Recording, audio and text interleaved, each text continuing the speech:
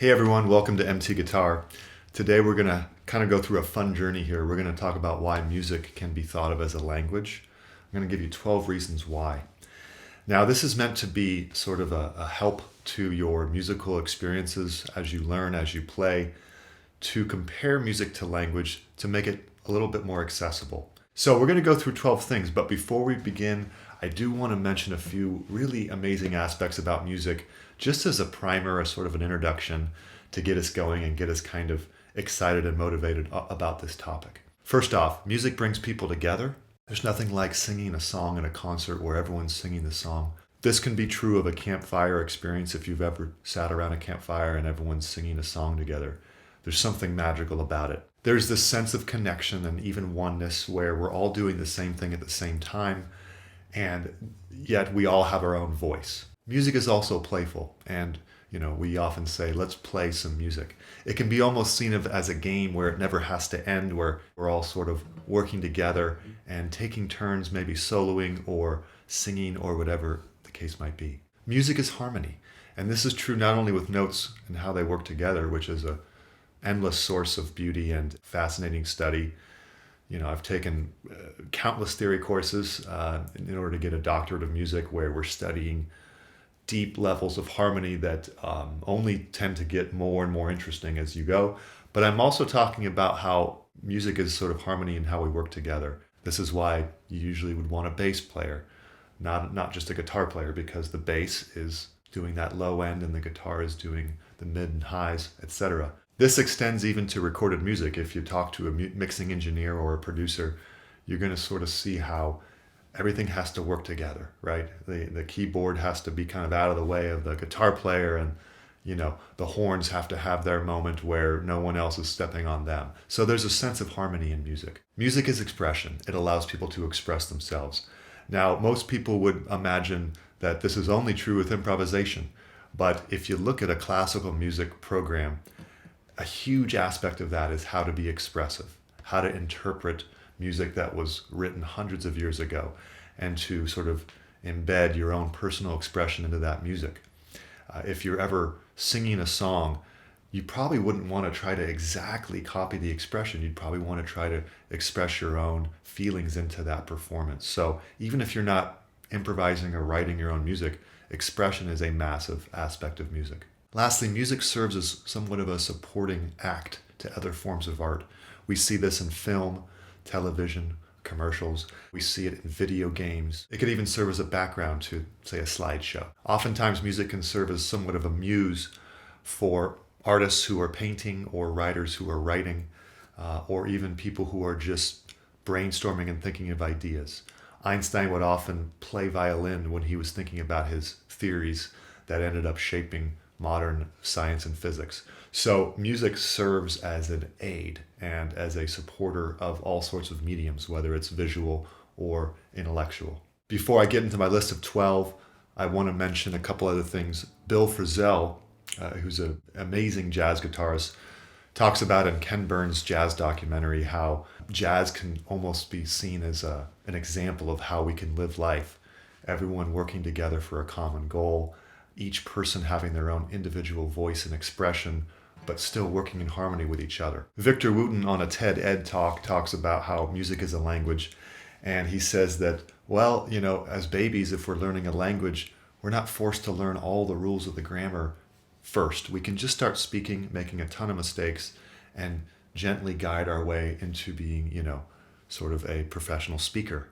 And that we can do this in music as well, just by playing more than practicing, which is actually something I recommend to my students, to just play a lot and to take some sort of lesson and mess around with it, get lost in it. All right, so let's start with these 12. Now, number 1, music has an alphabet.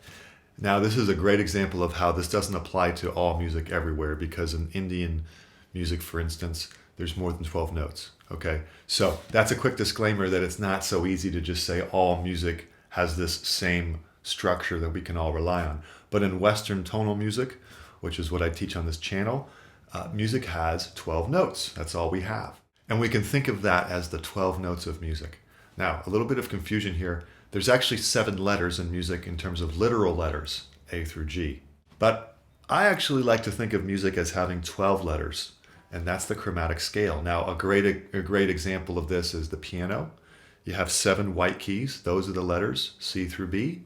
You have 5 black keys, and those are the 5 flats or sharps, depending on the key. So really, there's 7 notes in a key, but 5 notes that can be flatted. You can flat the 2, 3, 5, 6, or 7.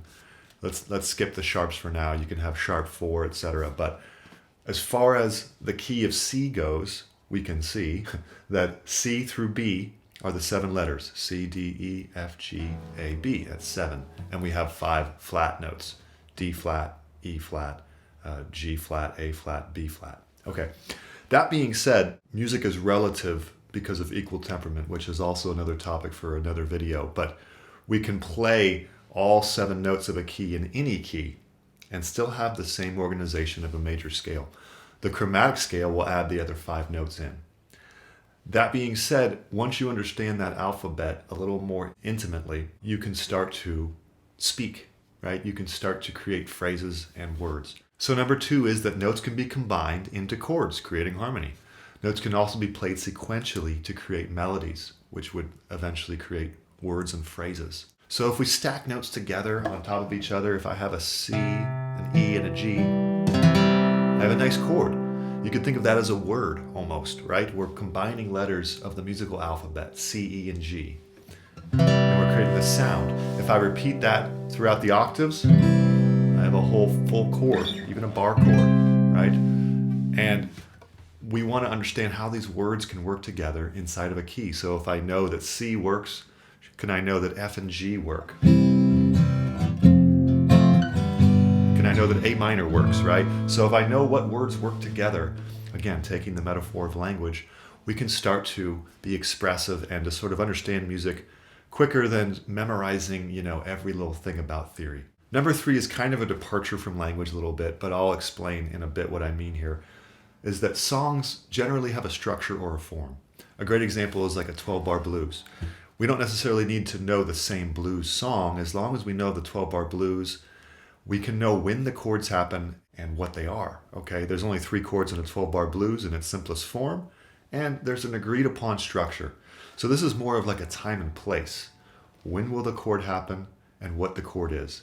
So it's clearly a little bit different from language here, but the point is that by knowing a song form, whether it's the 12-bar blues or maybe it's an Eagles song or a Pink Floyd song, if we know when the chords are happening, we can just repeat it and start to solo and communicate over that form without having to always stop and explain what's happening. It's like, we've got the chords, we know they last this long. You can do this right now with a friend. You can just say, let's go from D minor to G and, 4 beats of each, and just sort of explore that structure together.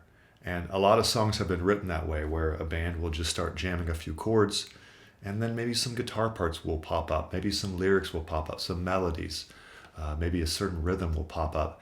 It's like a structure that you can build on top of. Number 4 is that musicians, especially improvisers and lead players, have a vocabulary. But this is true of songwriters who have a vocabulary of chords. It's true of, say, performers who have a vocabulary of songs they perform. So when musicians practice scales or patterns or even licks and riffs over and over, a lot of times it's not with the goal to just replicate it verbatim, right? Because really what they're trying to do, or what they maybe should be trying to do, is to get it into the vocabulary so that they can make it their own and create little variations on that and sort of create their own expression of that phrase, lick, pattern, scale, whatever. John Lennon and Paul McCartney had an endless vocabulary of chord progressions that they had learned from ear by just learning hundreds of cover songs and performing them in Germany before they even had a hit. So whether it's a songwriter or an improviser or a soloist or just a regular old musician just playing parts, there's a vocabulary there. You can compare this to somebody who's learning a language. At first, they might just sort of memorize a few phrases, go word for word, and it's a bit, by memory and rote. And eventually, over time, that might sink into their vocabulary so that they can use that expression a little more naturally and make variations on it, and maybe have some synonyms for other words so it's not just the same phrase every time. And that's true with music. You can take a certain idea a certain lick, a certain pattern, or even just a collection of notes in a scale, and work them until you have your own vocabulary of how to express yourself using those ideas. Number 5, just like in language, listening and speaking are two different skills. Okay, so to introduce this idea, even non-musicians have a better ear than they think. They usually can tell the difference between a major chord and a minor chord. Okay, they usually can tell the difference of a right note and a wrong note, if that even is an objective thing. But if I play and I hit this note, it sounds a little out. It sounds a little maybe off, even though you can make that work, and that's another lesson. But point is that even non-musicians have a pretty good ear to understand what's sort of pleasing sounding and what maybe is a little bit more jarring or whatever. Now, as far as speaking the language of music, it takes endless hours of study, practice, right? Just playing around, etc. So a combination of a lot of things. But to learn to listen to the language in a way that's intelligent would be even more difficult, I think. And that's called ear training. And that's really when you perfect your relative pitch or try to perfect it. You don't have to be born with that, right? But you can get to the point where you can hear a song and know how to play it instantly, assuming it's not an insanely difficult song. So there is a bit of natural ability, I think, with that, but also you can work towards it for sure. Number 6, music is in our blood. Our hearts beat in a rhythm. We breathe at a certain pace. We even speak at a certain pace. Our walking gait has a certain pace. So rhythm is just kind of a part of life. Even when we hear the washing machine or a certain bird call, right? Rhythm is sort of a part of life. Number 7 is that music requires a dialogue or conversation. Any professional jazz musician will tell you the power of listening and interacting with other musicians. Things like leaving space for other people to say something is very crucial. And if you don't do that, it's the equivalent of sort of just talking over somebody constantly and never letting them respond, right? It's not very polite, and it doesn't lead to a very fruitful conversation. So music has a conversational aspect. You can see this in any type of music with a singer. If a singer is singing and I'm say I'm the lead guitar player and someone's already taken care of the chords, I'm not going to want to play a bunch of fancy riffs while the singer is singing.